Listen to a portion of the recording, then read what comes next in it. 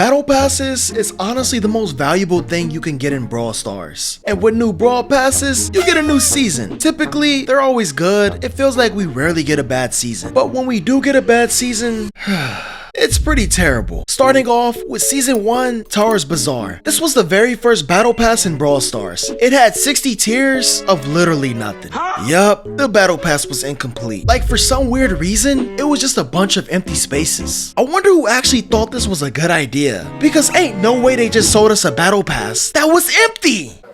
But I'll cut them some slack since it was their first Battle Pass. And the overall theme of this season was just so boring. I know, it's a desert, it's not supposed to be fun. But Supercell, you could have at least added a camel! What? We also got Gale at tier 30 in the Battle Pass. He was actually the first chromatic brawler in the game. But let me tell you this, he was pretty bad. But his tier 60 skin was fire. And for some reason, his super always felt really strong to me. Like the knockback power makes no sense to me. Like it deadass felt like you got hit in the chest by a shotgun. Or even worse, like someone got a pile of bricks, put it in a bag, and hit you in the chest! Gale, what are you putting in that snow? Cement or rocks? Y'all remember season 13? Probably not. It was the most forgettable season. This season was called the Deep Sea, and it introduced Sharktooth Coat as a tier 1 skin in the Battle Pass. That skin was so mid. Damn. The overall theme of this season was pretty cool, but it got really boring kinda quick. We also got Otis this season, one of the most underwhelming brawler in the game. Why is he so boring? Hey, his skins are fire though. I'm not gonna cap. His whole kit honestly is just not that good, and his super feels really useless in most situations. And on top of that, Supercell did Otis dirty by giving Cordelius a similar kit, but 10 times better. I mean, one of his gadgets is basically just like Otis super, and they gave Cordelius a whole domain expansion. Bro really on his Gojo vibes. I swear, if Supercell give him a hollow purple, I'm going to lose my shit. Penny also got a rework in this season too. Now, I wouldn't say it was a terrible idea. I feel like for the most part, Supercell buffed her more than they nerfed her. But obviously, there's always going to be pros and cons when a brawler is reworked. Like for example, Penny was given a range nerf, but to make up for the lost range in her shots, she was given a splash damage on her projectiles. And as far as her cannon, a lot of people had mixed opinions whether the rework was good or not. I personally think it's not the greatest because now you can see where her cannonballs is going to land. So it's pretty easy to dodge it most of the time. Now they did make the size of her cannonballs a tad bit bigger, so at least there's a higher chance of being hit by one. They also buffed her HP by 11%, which is really good since they nerfed her range. You can only take mid-range fights now, so that extra HP can tank in more damage. But speaking of tanking damage, in season 15, we got a new tank brawler that basically broke the game. And that brawler was Buster. He received around 10 nerfs in a span of 2 months of being released. He was pretty annoying to deal with. He also got a tier 70 skin, which is Chainsaw Buster. Yeah, that skin is pretty trash. But you wanna know what wasn't trash? This skin right here. Here's my debit card. Take it! Season 16, we got Candyland. This is probably the only season that deadass made me hungry. Like every time I played on this map, for some weird reason, I was craving like a slice of cake or maybe like a bag of gummy bears or something. Let me know if y'all felt the same way too, because I can't be the only one that felt that way. Or probably, I guess my back is big. And also, we got Gummy Bear Nita, which is probably one of her most coolest skins. Every time she dies, her gummy bear suit changes colors. And Mandy was also added to the game as another sniper like Piper, Belle, and Bee.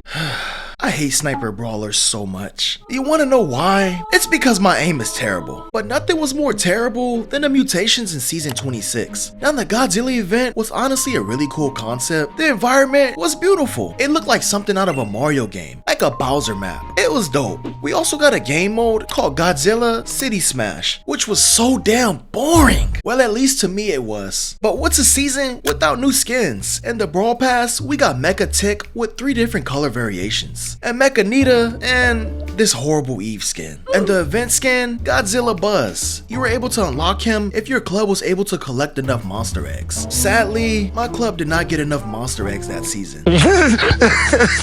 Supercell, please put that skin in the item shop. Also, they remodeled Brock Power Ranger skin because his first one back in season 2 was not it. But at least it wasn't as bad as his haircut remodel, because ain't no way Supercell just gave my boy Brock a crooked afro. Why? Man, you stupid bitch! Can y'all at least give him a full beard? Why is it patchy?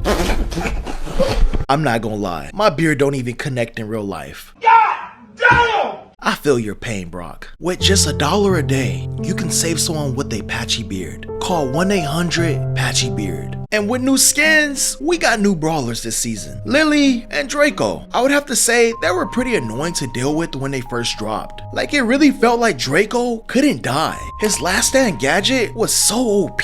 Now Lily was an absolute threat to any squishy brawler, especially on bushy maps like Island Invasion or Acid Lake. If you get caught lacking in that grass, you're cooked. But the mutations had to be the most terrifying power-ups ever put in the game. Like if Balance was a person, he definitely packed his bags and left the game. Damn. Because some brawlers were too broken. Like when you load into a lobby, it was looking like a whole Avengers Endgame scene. If I can think of one brawler that gave me the biggest issue, it would probably be Stu. They gave this dude infinite dashes. He was breaking everybody's ankles in the lobby. It's like he was trying to play for the Lakers. Yo, somebody draft my boy Stu to the NBA. I feel like these past couple of seasons have been mainly focused on power-ups. I don't really have nothing against it, just as long as they keep everything balanced. Like season 30 is a great example of being a bit more balanced. This was a season of SpongeBob and the whole Bikini Bottom crew joining the Brawl Stars roster. I would have to say this was hands down one of the coolest crossovers. You were able to unlock the El Primo SpongeBob skin if your whole club got enough Krusty Cash. Me and my club didn't get that skin too. Bruh, my club gotta lock in. What are we doing? Honestly, Supercell locked in when it came to putting this season together. Like the map environment was spot on, the game modes were fun, just the overall theme was perfect. But the power-ups, that's a different story. Now there's only a couple that's extremely broken in my opinion. Like the 2 power-ups that I found to be a must pick when playing Trio Showdown or any other game mode was Kelp Soda for supports and the Spatula for assassins. The Kelp Soda literally gave off so much heals. And when you use your super, you get a free power cube. So if a Poco and a Kit teamed up, they're not dying. And for the Spatula, it gave assassins buffed damage and movement speed, as well as the ability to go invisible every time you hit your enemies. The season was overall good, but just those 2 power-ups were pretty broken. But my final question to you, what's your least favorite season? Let me know, comment down below.